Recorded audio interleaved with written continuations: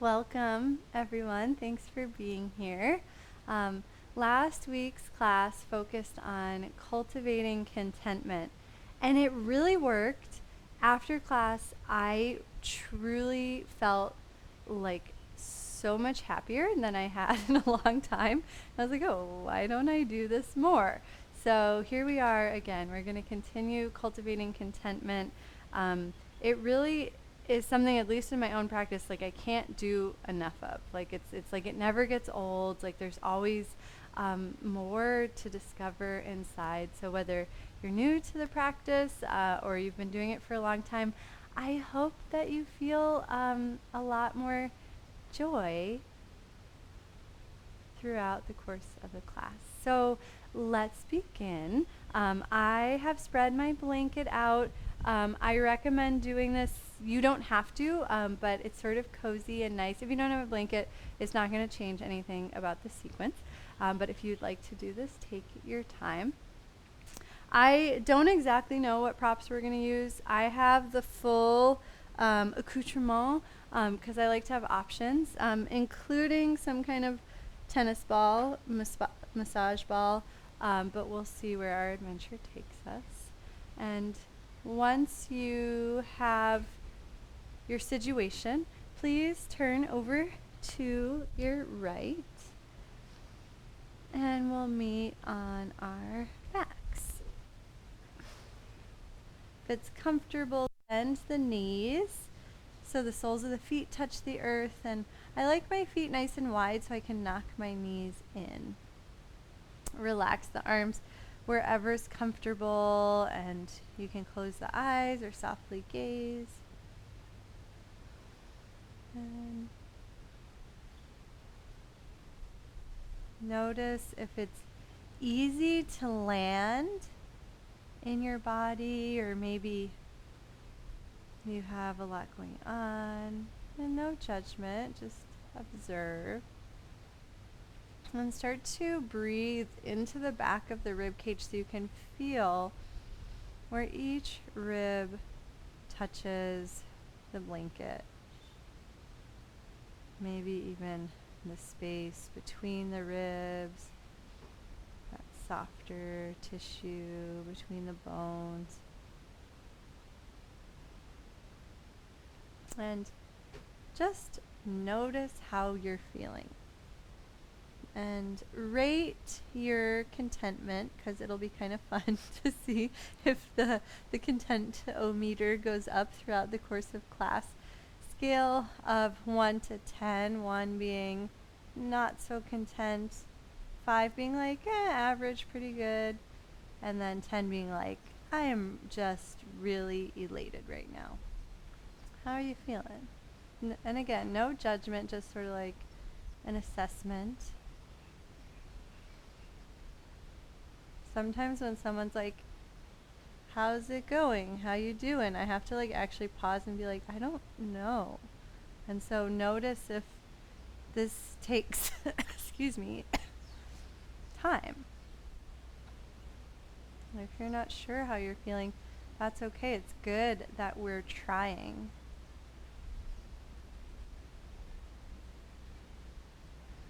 And then we're going to use our imaginations and just pretend that you instantly can be more satisfied in this moment.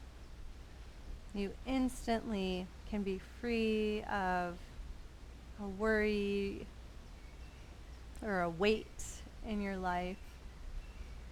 You instantly can feel space. And maybe you can even feel that inner joy starting to bubble out of your heart. This might stay as an imagination game, and that's fine. The imagination's powerful. Or you might actually start to feel this taking place. If you feel it happen, let go of the imagination and just be in the feeling and just breathe into that. And no judgment if it's easy or if it's hard. It's not really the point of any of this. It's a skill that we can get better at.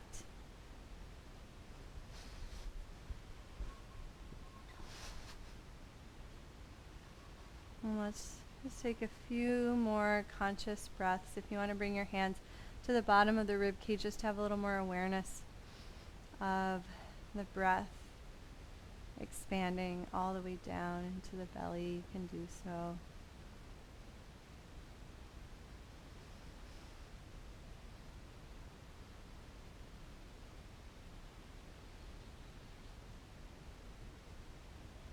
And then bring your hands to your pelvis. Let your knees point straight up and walk your feet so they're about hips distance apart. It doesn't need to be perfect because you can't see your feet anyway, but just so your knees feel stable and it feels like your heels are roughly ahead of your sit bones.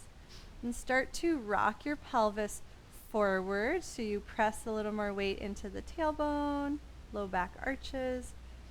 Rock your weight back into the top of the sacrum where the pelvis meets the spine, low back flattens. And take your time with this.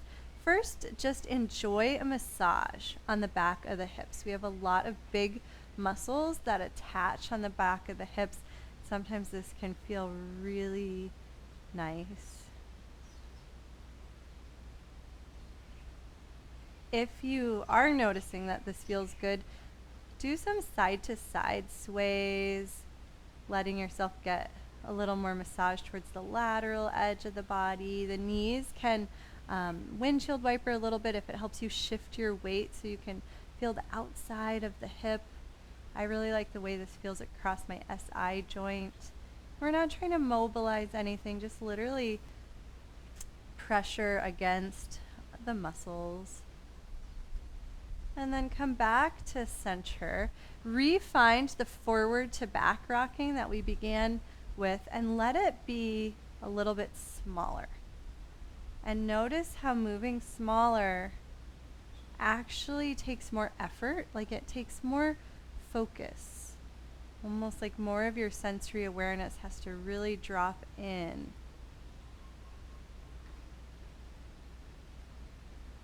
And the tailbone and the sacrum, or the sacrum rather, is made up of a few fused vertebrae. It's not just like a solid plate. So as you rock the weight from tailbone up to the top of the sacrum, imagine you can feel that subtle shift from fused bone to fused bone. You're not actually mobilizing, you can't move it, it is fused, but just almost feeling the gray area between the tailbone to the top of the sacrum. And start to notice what is waking up to fine-tune these movements. For me, it's very, very subtle, but I can feel support and brightening in the tissue underneath my fingertips, so the inside of the hip bones, but really, really deep, almost like touching the spine and touching the pelvis, but way deeper than my fingertips could go.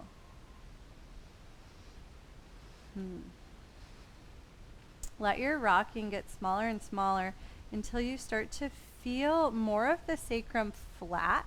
There should be a gentle, very, very gentle engagement as you do this, and the spine should feel long. The low back shouldn't feel flat, but it should feel like maybe a little flatter than it was. Like there's more space on between the back of each vertebra.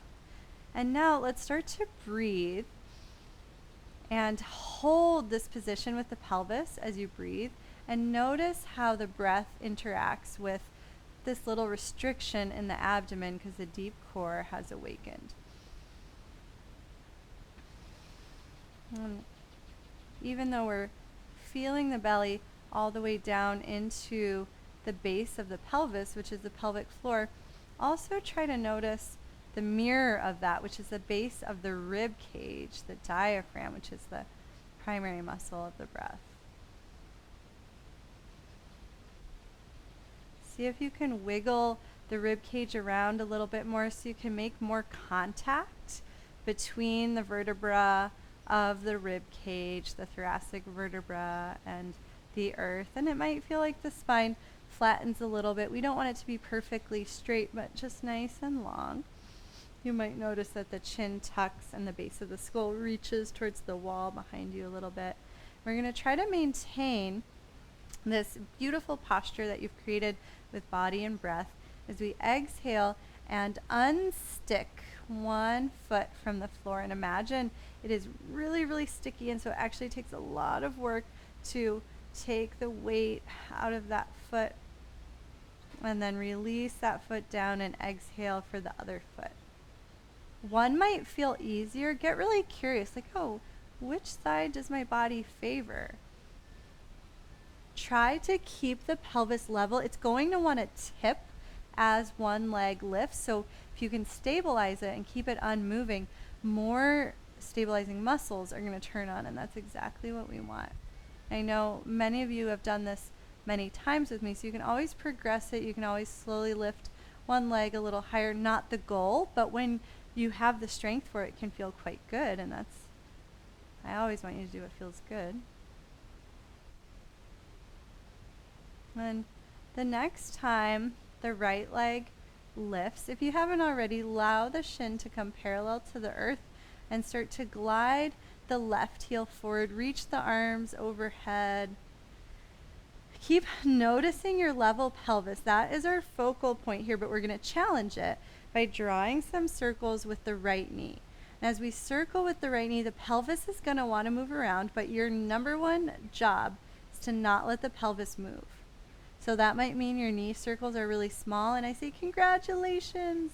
That's great, Janani. I love that you adjusted what you did with your arms. Do whatever feels good here if this isn't comfortable for the shoulders.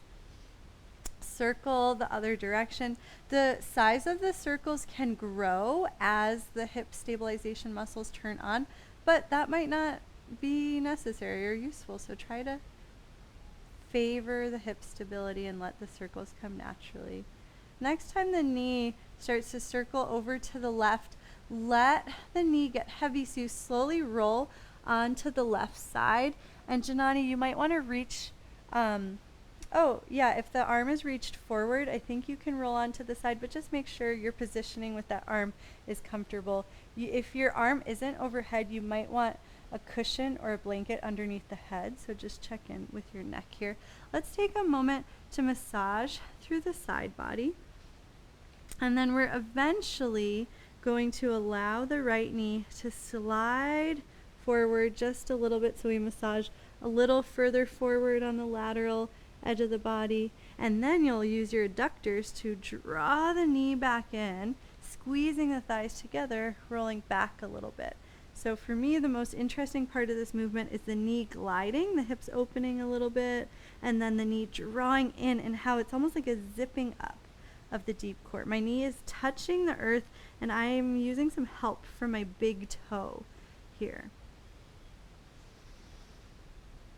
And the top hand can help, especially if it's hard or grippy to move the knee. If you push into the top hand, you can take some of the weight out of the knee, and it might just make it a little easier to glide. And we're eventually going to roll onto the belly. And as we roll onto the belly, you have to be really conscientious of how your right hip feels. So I do like my knee up quite high, but I keep my hips askew, so I'm not trying to flatten. That's not going to feel good. We don't want deep hip opening here. So it's just really gentle. There's a lot of space between my right hip crease and the floor, and I'm not trying to get totally square onto my belly. It's kind of like the position of a baby learning to crawl as they step one leg forward. And so from here, place the hands underneath the shoulders, squeeze the elbows in, and let the hands float even wider, so you've got a lot of space here. Relax the forehead down for a moment, and then keeping your hands where they are, drag them isometrically backward, just feeling how the shoulders ever so gently connect to the back body, not trying to anchor them down, just feeling them glide naturally slightly down towards the pelvis. And then use an inhale to just start to take the weight out of the forehead. Maybe the head floats a little bit. Allow the spine to extend, especially the upper spine. Try to keep the low back neutral here, which is going to be hard because that right leg is kicking the pelvis forward slightly. Release down, release the arms forward if that feels okay, and we'll repeat this 3 times, each time the hands drag back to initiate the spinal extension.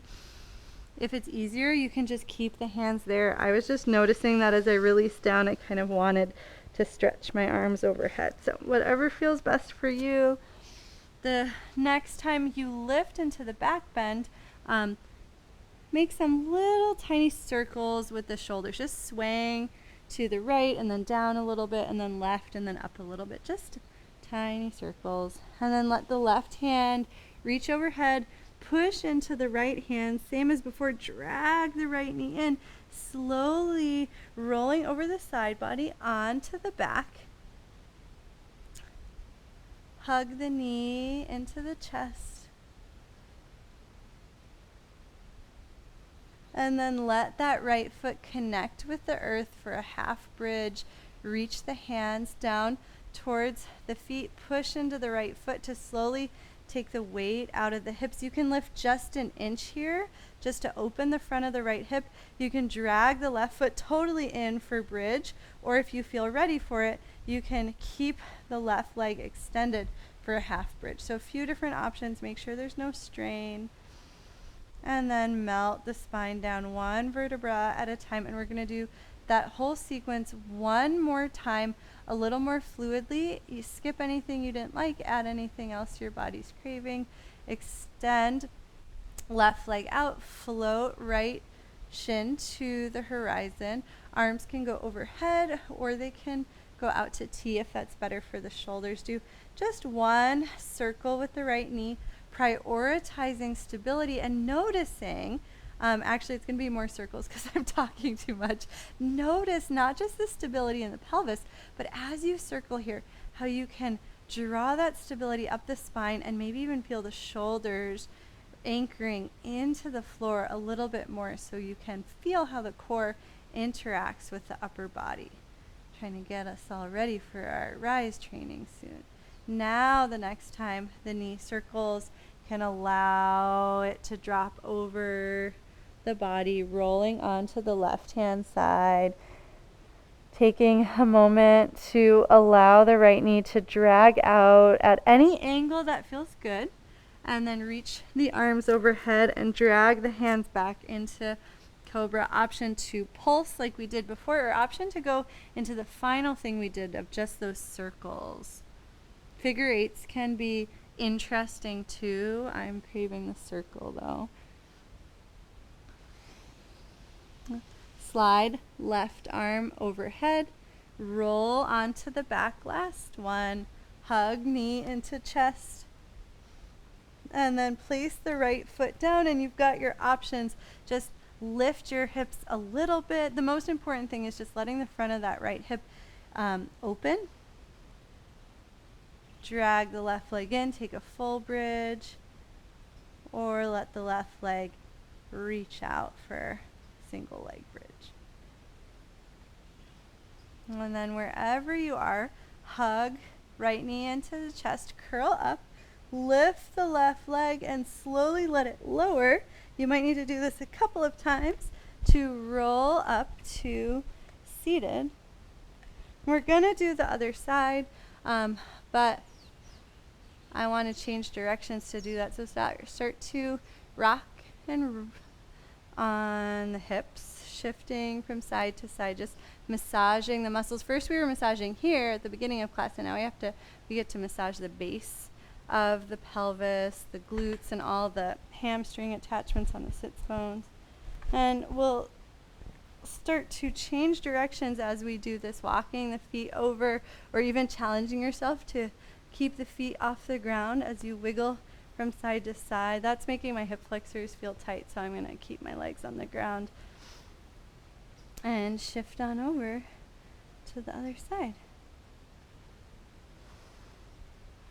Take your time coming onto the back. I really like playing with articulating 1 vertebra at a time.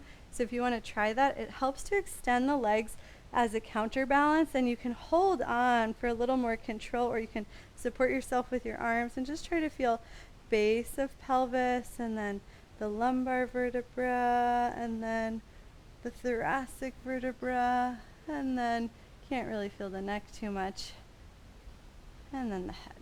And let yourself relax into this space. Let your focus drop into your heart center. And come back to that visualization of letting everything go, letting any weight in your life go, and letting the natural state of the inner self get brighter and brighter. If you're a visual person, you can even visualize your heart center, your favorite color, and with each exhale you can imagine that light growing brighter and more expansive.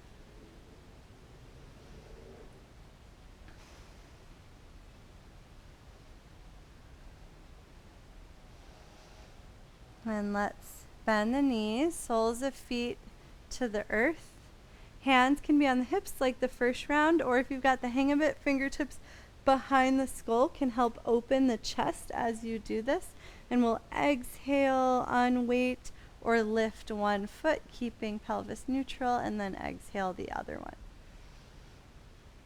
And that means there is a pause between sides because you have to inhale. And so you can enjoy that moment as well.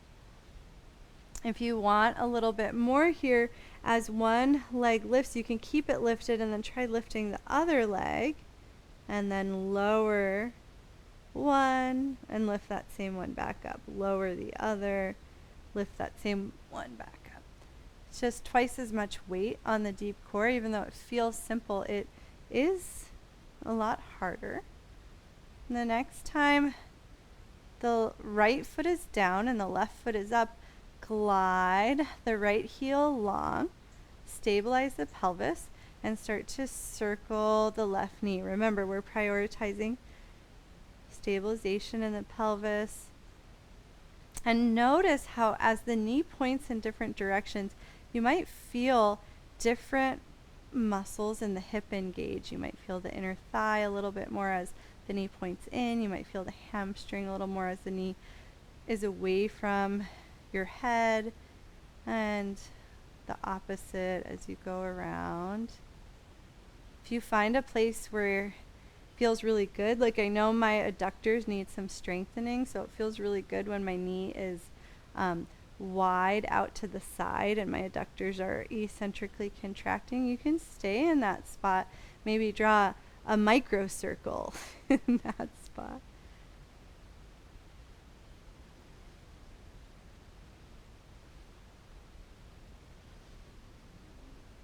And we can change directions.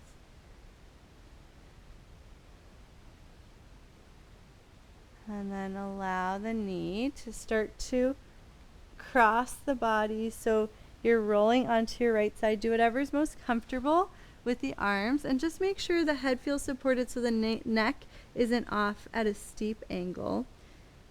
Big toe touches the earth, so you've got support here. We don't want too much pressure in the knee. And then just play with gliding the knee away from you. And it might just be a little bit. If this is a new action and the hips feel a little sensitive, that's totally fine. Just go an inch or so, and it just means that that left hip is going to be a lot higher away from the earth when we go onto our belly, right? Because our goal is not to flatten out. In fact, I love to see that asymmetry. It's really intelligent support in the body. And the next time the knee starts to glide out, make sure you feel supported. Allow the belly to come towards the earth. Doesn't matter how much. Reach the arms overhead if that's comfortable. Forehead to the ground, and just give your forehead a little massage, rocking the weight left and right. And then set up the hands nice and wide. Elbows tuck into the body, kind of like a W shape through hands across the back of the shoulders to the other hand. Drag the hand back to unweight the head and extend the spine, and then release down. You can sync this with your breath. And it's fine on an exhale. Sometimes the inhale feels more buoyant, but sometimes the exhale feels stronger, so you can try both. And on your final one, if you want to add that little circling that we did on the first side, you're welcome to try that. Adjust the arms as you need to, especially as you circle. You might feel like you need a little more real estate to better support your shoulders. And then move the right arm out of the way. For me, it's going overhead so I can push into the left hand, rolling onto the back. Left knee comes into the chest, and we curl up any amount that feels good. Left foot to earth. Let the front of the left hip open however you want. So the easiest way is just pushing into the left foot and allowing the left hip to lift a little bit. And then your other options are lifting both hips, walking right foot in, or hovering right foot any amount. One side for me is a lot harder to hover the foot, so it's okay to not do the single leg bridge on both sides. You can release the hips back down. We'll do that one more time. So right leg long, left shin hovers. Hands can go wherever is most comfortable for you. Couple of circles, and because we did this so long on the second round, we will do it a little bit longer on this round so you can start to feel how stabilizing your pelvis translates up the spine. And notice what's happening in the shoulders and the arms. You might even feel like you can get a little more space through the neck, the throat. I like to think about the front and the back of my throat. Sometimes one has space, but the other is a little more compressed. Circle the other way. And just breathe into the heart, letting go of not just physical tension, but any other tension that's clouding our inner self. As the knee comes over to the right, you can allow yourself to roll all the way onto the right side, gliding the left knee from the body any amount, and then taking your cobra pose, whatever version you like, either pulsing, holding, or circling. Something else I haven't offered.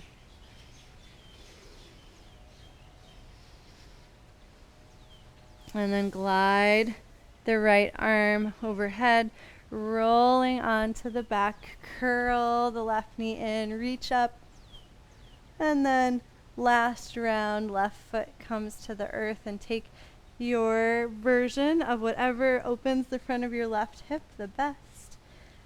I'm going to choose a double leg bridge.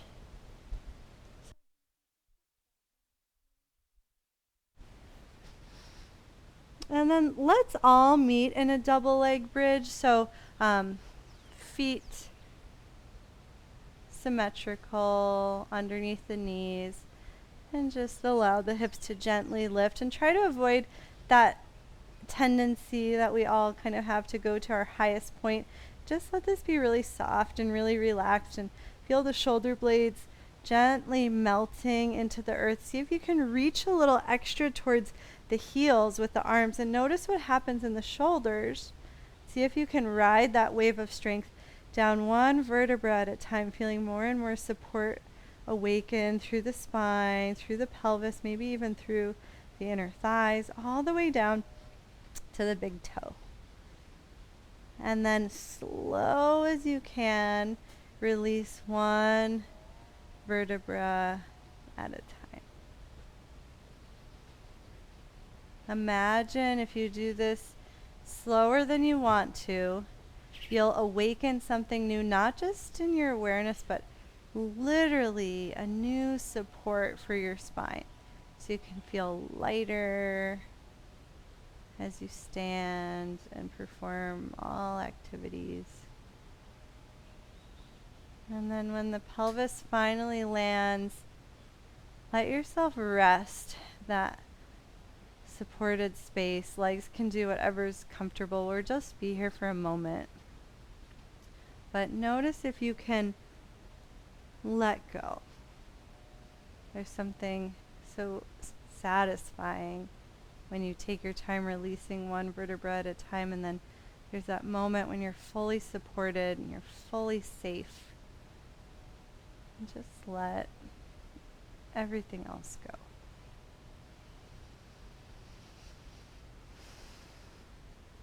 Left knee into chest, curl up, right leg lifts high, and then take a couple rocks and rolls up to seated.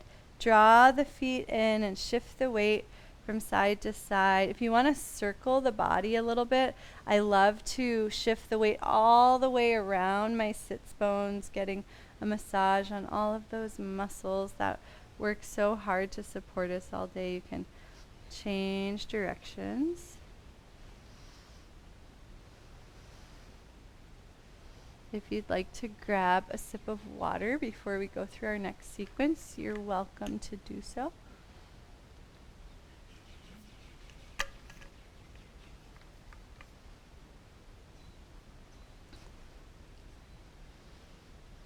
All right, so we're going to flip into tabletop, and my favorite way to do this is to cross left leg over right, right hand behind, and then allow the knees to swivel to the right as the left hand lowers, and you'll magically land in table, just in the same way that a little kid would do it naturally.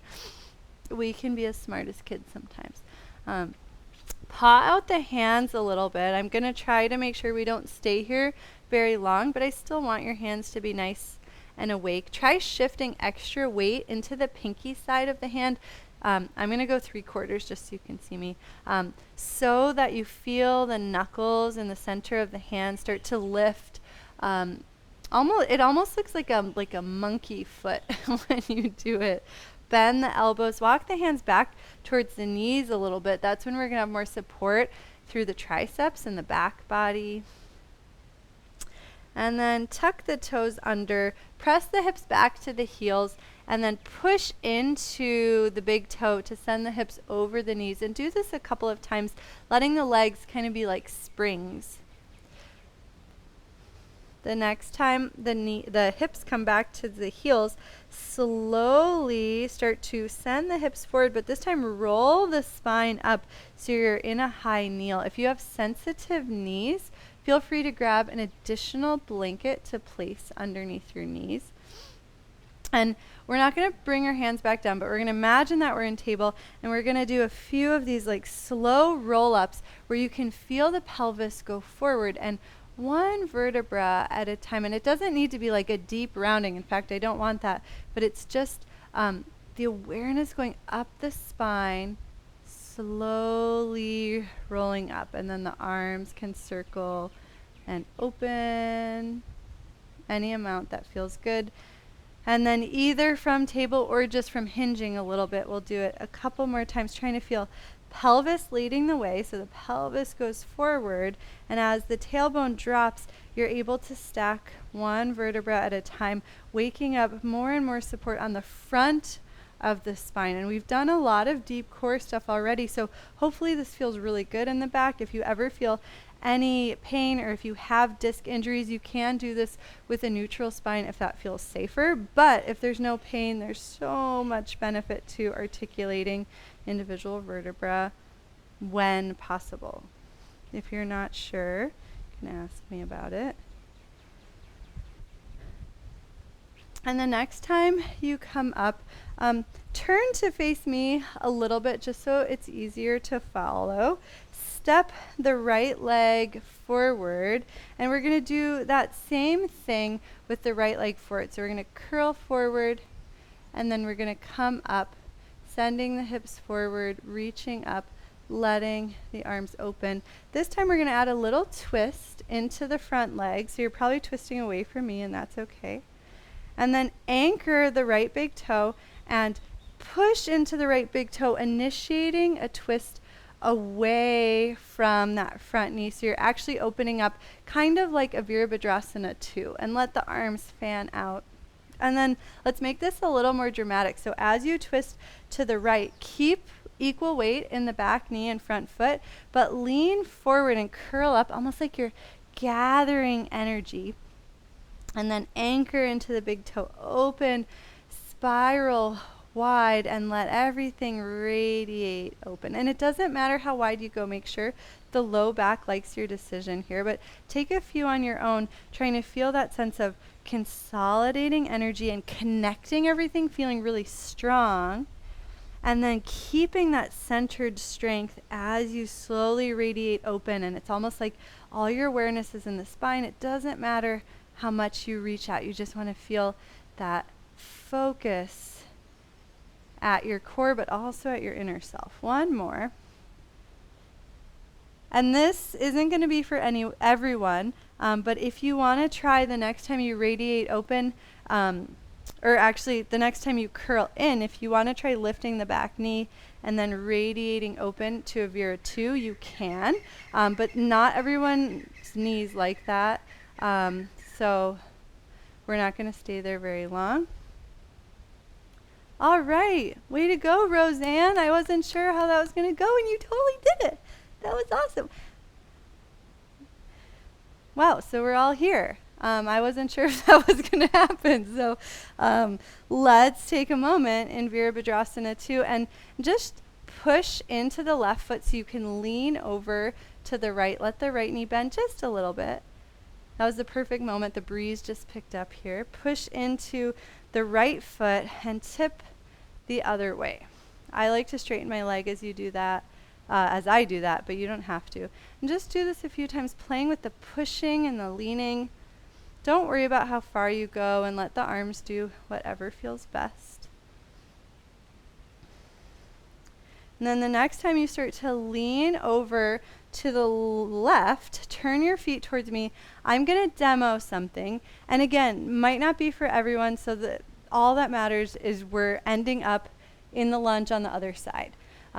Sometimes spiraling can help us feel really strong and supported, and it can make that transition a lot easier. So we're going to do it incrementally, but if it feels like too much pressure in your knees or your hips and it doesn't feel safe to go all the way down to the ground, just play with the standing spiral, and then however is most comfortable, make your way down to the ground, and then we'll have the left foot in front. So don't do anything if it doesn't feel good on your knees and hips.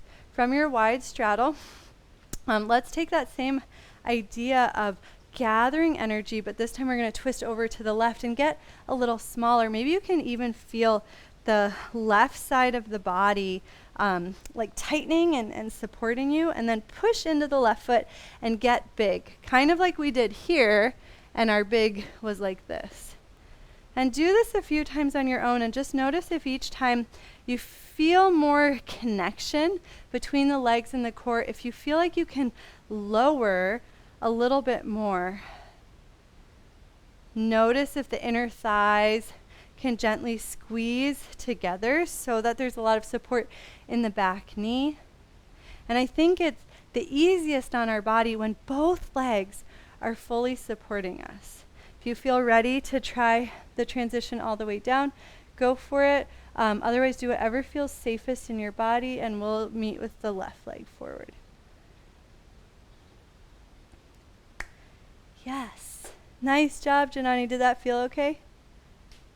Very cool. That is so important because one of the hardest things as we get older is transitioning down to the floor. And if we can use our whole body to do it, it's a lot safer and it's a lot more sustainable. So if we can practice now, when we're young and supple, we'll be able to do it forever, or at least that's the goal. Okay, so from here we're gonna first gather energy forward and slowly roll up. Hands can do whatever feels good here. I'm enjoying circling them up and then opening them into cactus, but please honor your shoulders. Take one more of those, and then we're going to add the twist.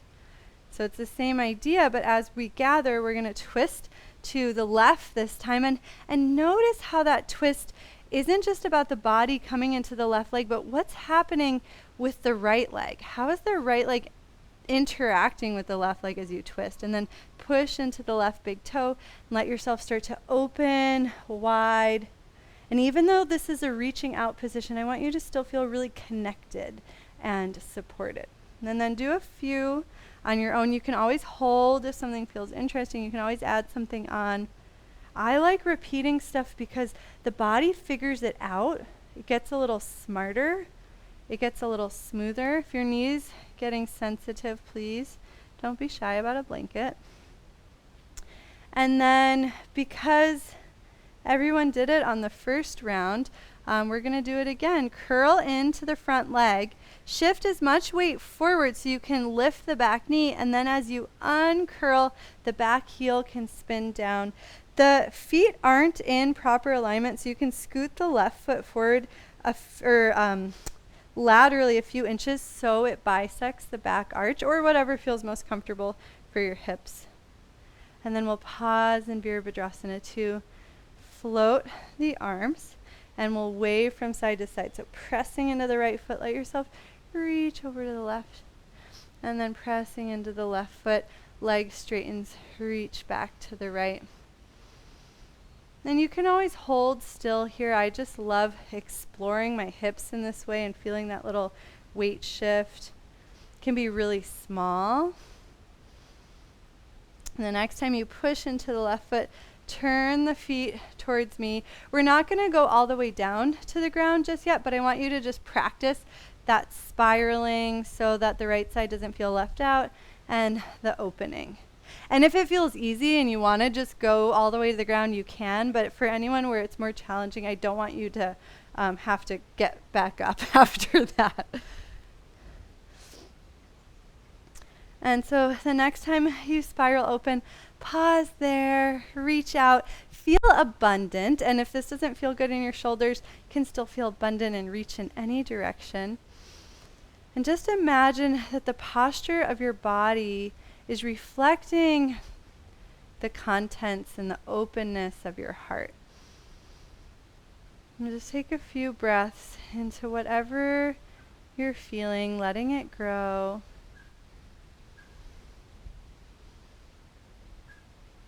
And then let's bend the knees. I'm going to turn just so you can see what my hips are doing. Anchor the big toes, but start to reach the hips back a little bit, kind of like a wide-legged chair pose with a nice neutral spine.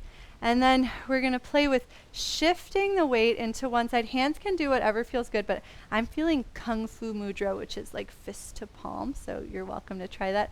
And then shift the weight to the other side. And then next time we shift the weight, let the left leg start to drag in towards the ankle. If it feels good, it can keep dragging, but no hands. I want it to only go where the hip can take it. And then lower down and we'll drag to the other side. And I love this dramatic moment where the foot literally drags across the blanket. It's okay if you wrinkle it a little bit. And we're being really delicate with the placement of the foot where it's just dragging up the leg. Next time we go to the right, we'll have the option to pause if that feels good to you. Foot can come anywhere that feels fine. The knee is fine as long as it doesn't feel like too much pressure on your knee. You just have to have a really strong leg. So that's up to you. Bring your hands to your heart center. Find your drishti, your steady gaze. And let your focus rest in the heart center. If you feel really stable here, you can humble yourself, but it's fun. It's a fun humble by closing the eyes.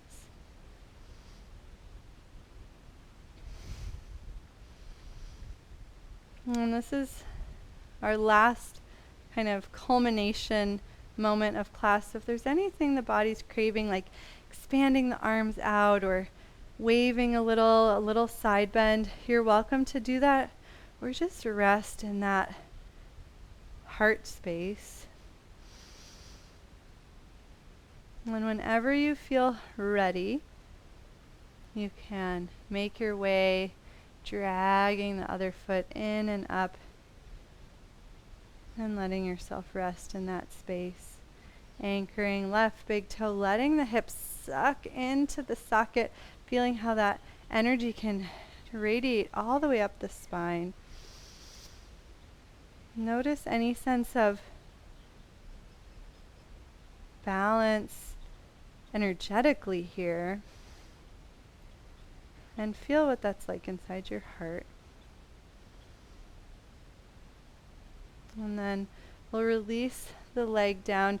We're making our way down to the ground, and you can do this however you want. If you like that big twist, you can try that. Another fun way is folding forward and lowering one knee at a time into tabletop. So I'll give you a moment to make your way however your body is craving. And before we get too comfortable, we are heading into Shavasana. I know it's a little windy here, so if you need a sweater or another blanket, or dim the lights if you're on the mainland, or whatever would help you have the most comfortable Shavasana possible. If you're ready for stillness, I say just go for Shavasana. If you want a little extra self-care, and you did happen to have a massage ball or tennis ball, feel free to grab it. And anything is fair game. So if you've been lifting weights and something feels sore, you can massage that. My go-to when I just need like a little extra love in my body is a gentle bridge pose with the tennis ball to one side of the spine. You don't want it right on the spine. And then just like a gentle swaying of the hips. If you're new to using a massage ball, I recommend keeping it in the muscles in the back of the hips. They're big, juicy muscles that you can't over massage, so you don't have to worry about being precise. But everything should always feel good, and we don't need to lean into any pain. Sometimes there's usefulness in pain and massage, but that is not the goal as we sink into contentment.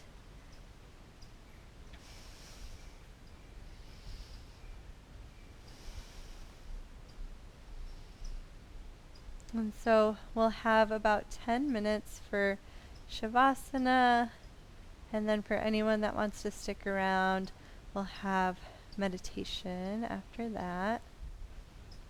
And if your body's craving anything beyond this massage, please offer that to yourself. I am only a guide, and your body is the wisest of us all.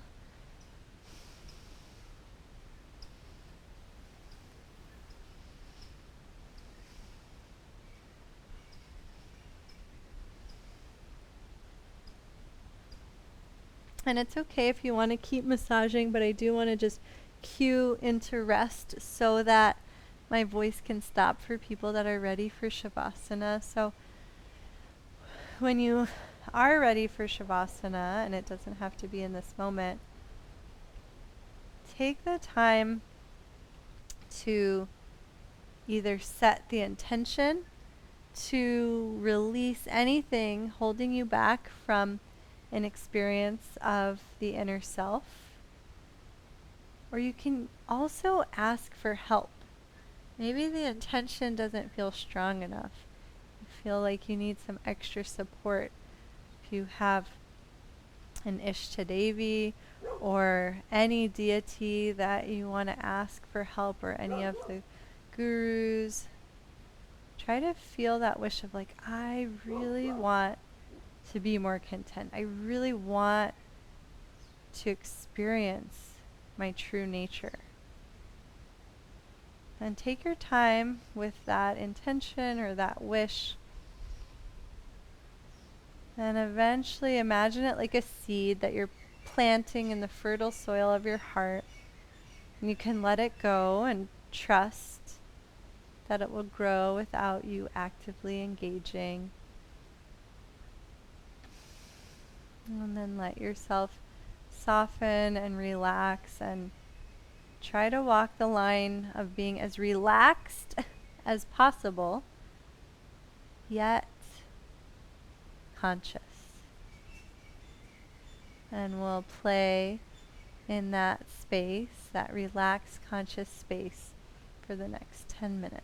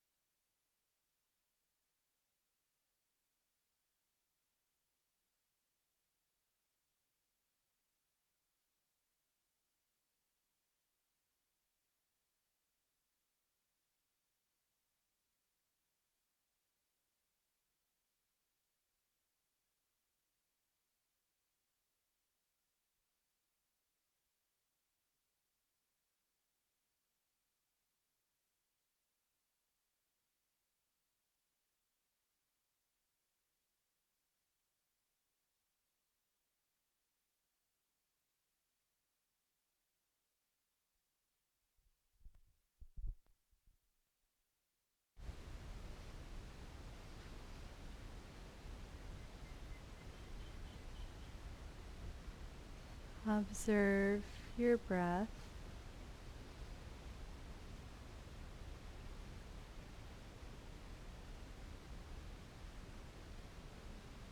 Notice how effortless and gentle it is at the end of Shavasana.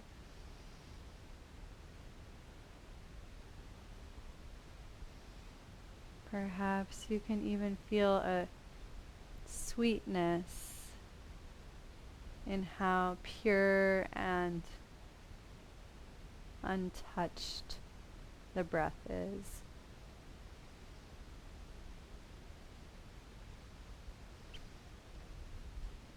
Notice any sense of freshness in the breath.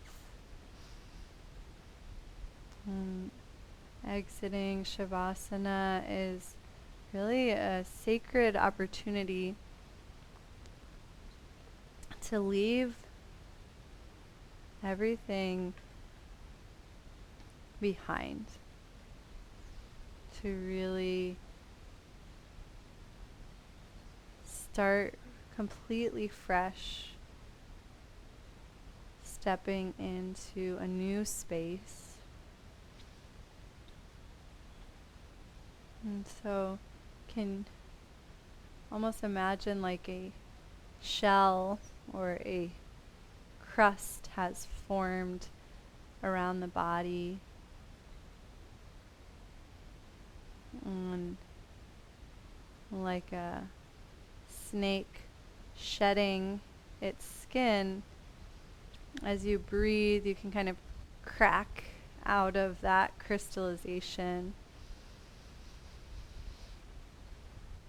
As you start to make gentle movements, moving out of that space, that shape, that crystallized shape, almost visualize it's still there. And the only thing moving and waking up is your inner self. You can make any gentle movements or stretches, anything that feels good.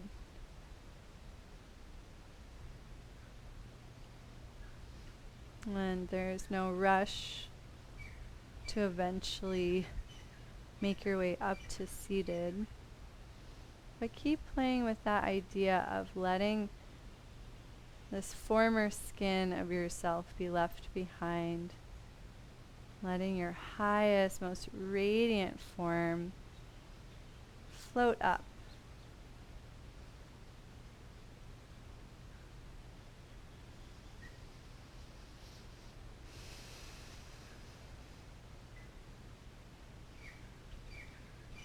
And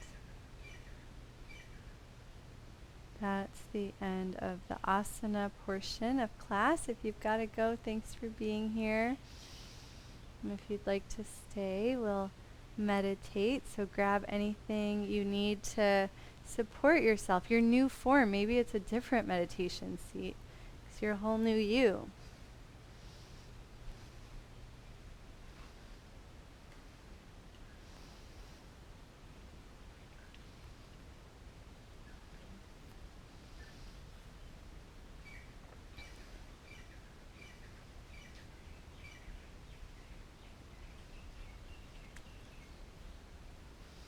And take your time, giving yourself the space to be supported, the patience to settle in.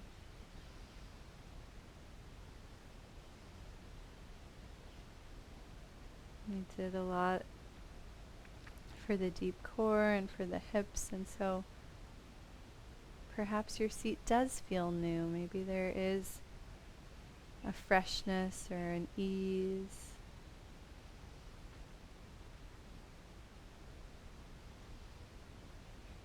And sometimes after all of that moving in a conscious way and then conscious rest, it feels very natural to find stillness. Maybe there's even a craving for your meditation seat.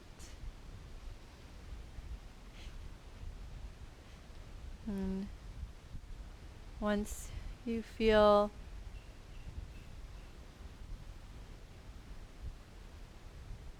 stable and at ease,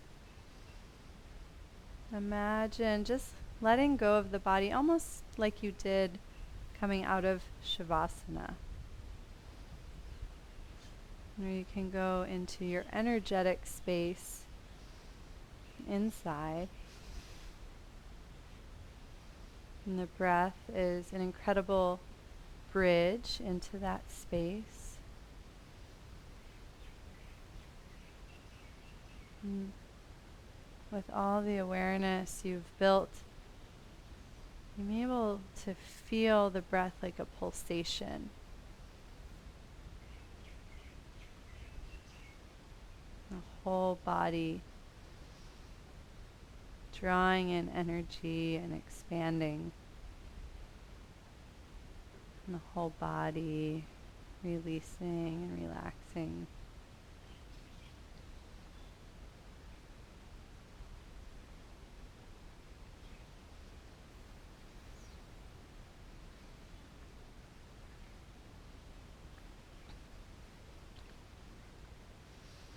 And let the breath start to interact with the heart center. Just coming back to that focal point of class,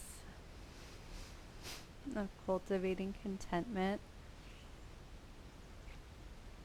Notice what has become available to you without judgment, without expectation, just with kindness and curiosity.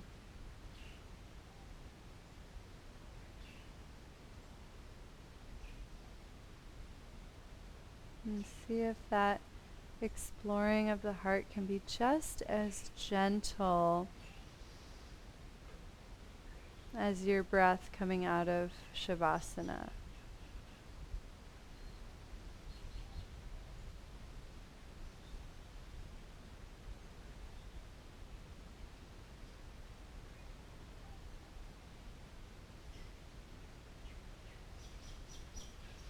You don't have to effort or push or try.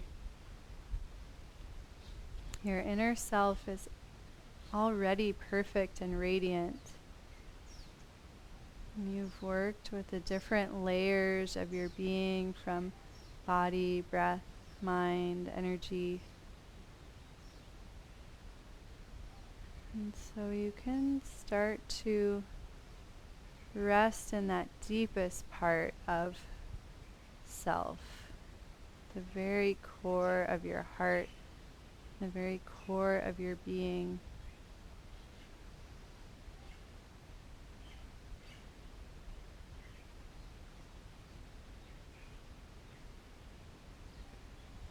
And maybe you can feel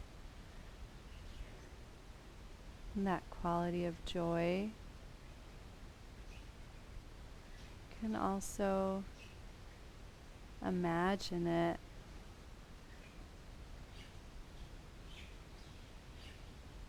Just as a starting point.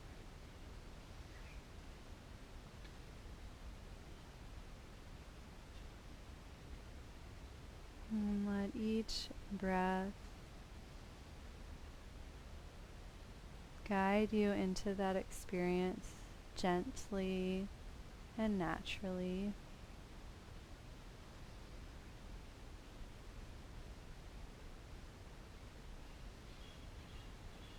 And you're welcome to use a lineage mantra, which is an incredible tool to take us right to the source. And for the remainder of time together, we'll just gently walk in and in and in, experiencing the inner self, letting that perfect balanced state radiate through all of our cells and beyond.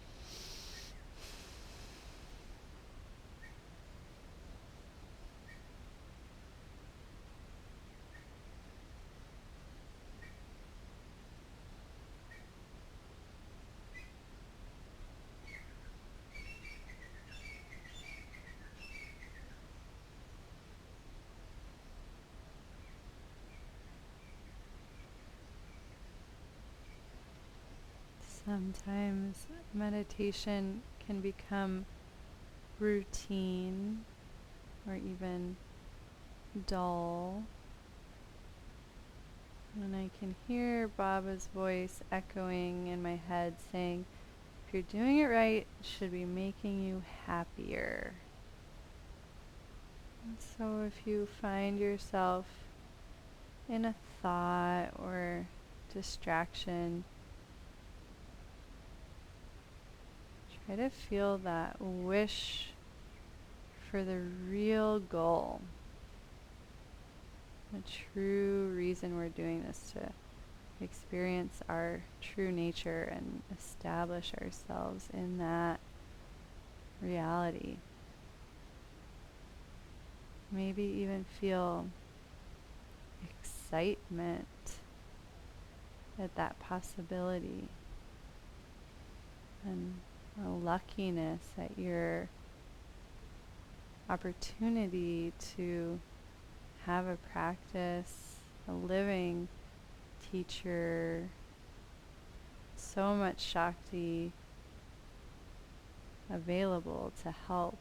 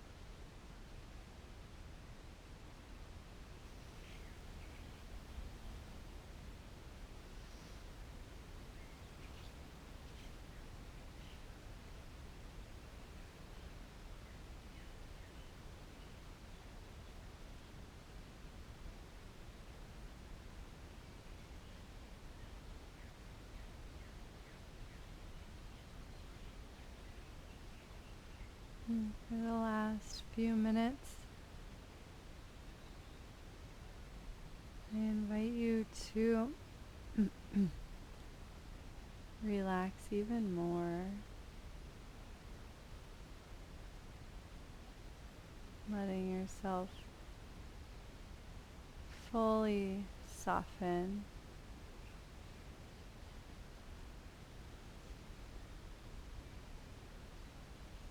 And notice how that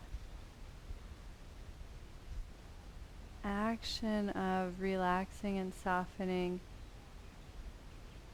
allows the experience of the heart or the self to unfold.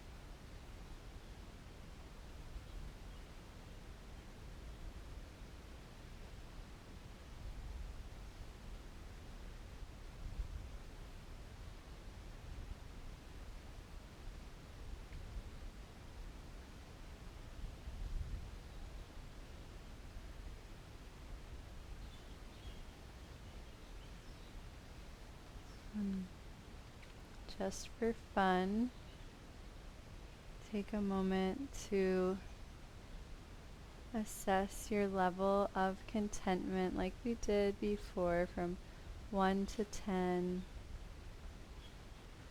Just noticing if anything has shifted and changed. Not because anything has changed in your life, but because you did the work. You allowed your true nature to be revealed.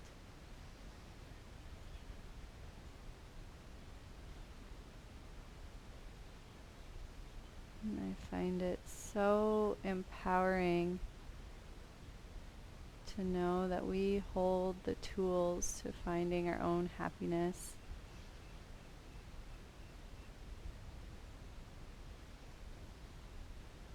And so I hope each of you feels at least 1 degree, if not many, more content. Thank you for practicing. I know I feel better. Janani, I think you're unmuting. Are you? Or let me turn up the volume because I don't want to miss what you're going to say. We're not always set for... will you try saying something? Yeah, can you hear me? Yeah, there you are. Hi. Hi, I'm glad your volume was down because I had my meditation was a little bit later last week. My dog was so relaxed, she was snoring. I kept thinking that you guys would think it was me. Oh, that's so great. Dogs are usually probably at like a 9 or 10 level of contentment, but I feel like the doggy sleep and snoring is a good sign. Hey, no judgment. Whatever happens in Shavasana and meditation is between you and your inner self. Thanks for coming. How special to practice with you. See you soon.